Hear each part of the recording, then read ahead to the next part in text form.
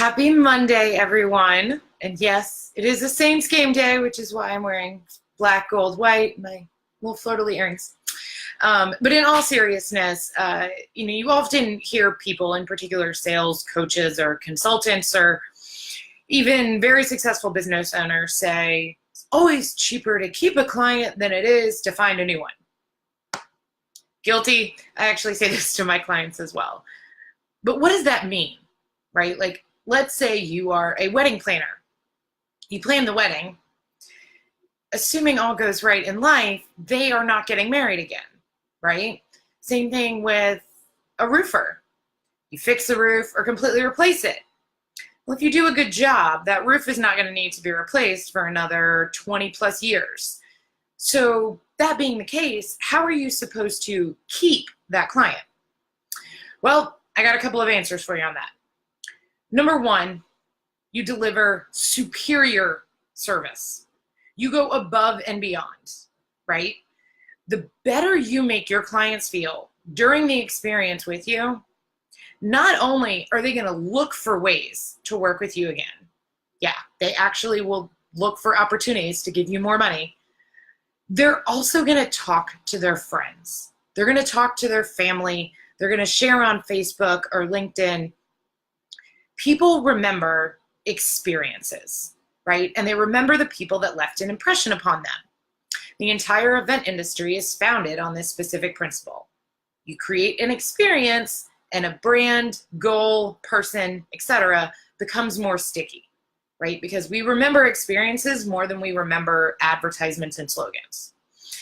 So the same is true of creating repeat business. So let's continue with the wedding planner client. You love planning weddings. Wedding is over, that client is super happy, you have gone above and beyond. Now maybe that's not going to translate into an immediate turnaround of revenue where a year later she says, oh yay, okay, now let's plan my second wedding. Because honestly, let's hope that that's not the case. But the first thing you can then do, right, well, make it the second thing. The first thing is you deliver a superior service and you go beyond expectations.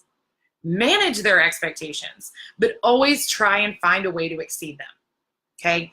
Secondly, look for other areas of their life or their business where you can answer a problem that they're having, where you can provide a solution.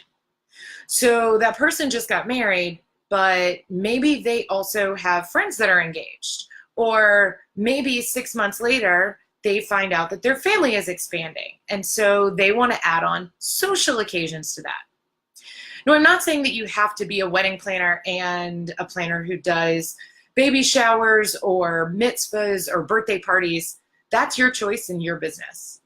But this is an opportunity for you to expand the service. Now let's switch to the roofing example. You fix the roof, and because you're awesome, and I'm going to totally give you the benefit of the doubt that everything you do is amazing, you don't need to have that client coming back to you for 20 more years until their roof needs to get replaced again. Okay, so how can you get business from them and keep them in the meantime? One, what else is connected to the roof? It's right there on the side, the gutters.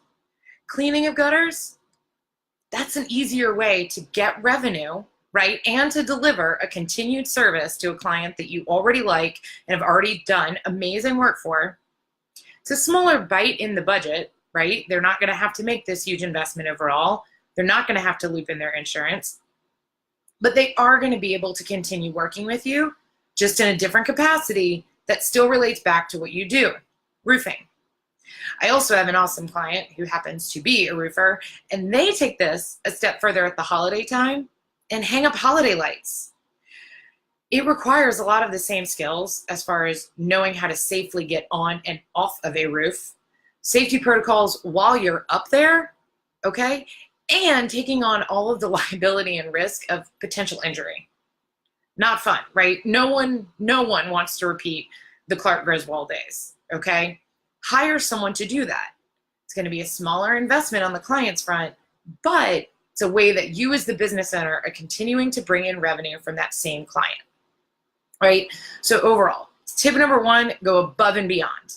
Tip number two, look for other ways that you can service that same client in a way that's related to the way you did originally, but without having to redo the exact same work.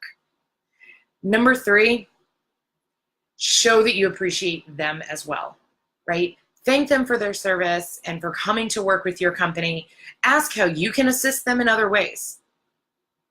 Crazy simple, but literally if you ask, a lot of people will bring something up, or it will challenge them to find a way that you can possibly help them. The more you stay in communication with them, the better chances are they're going to remember you and they're going to come back to you. Those are the ways that you continue to keep a client that will be a much smaller investment of both your time and your money in comparison to always searching for the next new client and endearing them to you and your company. It's a much larger funnel.